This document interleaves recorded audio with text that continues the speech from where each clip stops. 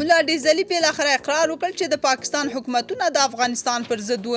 دا چې نورې څه ویلي او جنرال مبین ورته څه ځواب ورکړی، نو جزئیات هم دلته وګورئ او چینل هم سبسکرایب کړئ. د فضل الرحمن په ګډون اکثریت پاکستاني ملایان چې د تیرو 45 کلونو راهیسې د پاکستاني پوځ او استخباراتو په خوله د افغانستان په مسلمان ملت او اسلامي حکومتونو پر ضد د جهاد فتواوې ورکولې، بالاخره اوس اقرار وکړ.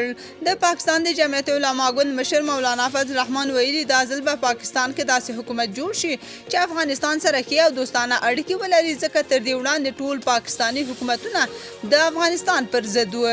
مولانا فضل الرحمن د خیبر پښتونخوا په لکه مروت کې یوې غونډې ته د وینا پر مهال افغانستان ته د خپل سفر یادونه کړې او ټینګار یې کړی چې اسلام آباد ته له بیرته راستنېدو سره جوختې پاکستاني چارواکو سره کتلې او خبرې کړې دي. د پاکستان دغه تش په نوم دیني عالم تازه د کابل سفر اسلام آباد ته ستون شوی، نوموړي ویلي و هڅه به وکړي چې د طالبانو او پاکستان ترمنځ بې باورۍ ختمې کړي. د پاکستان د جمعیت علما ګوند مشر مولانا فضل الرحمن همداراز کندهار ته تللی و او هلته یې د طالبانو له رهبر ملا هیبت الله سره هم وکتل.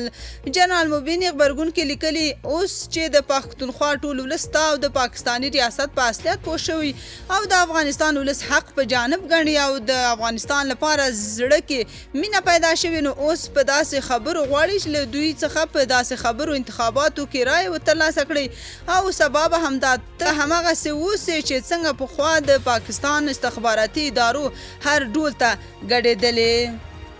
تاسو په دې اړه څه نظر لرئ؟ کومنټ کې شریک او چینل هم سبسکرایب کړئ.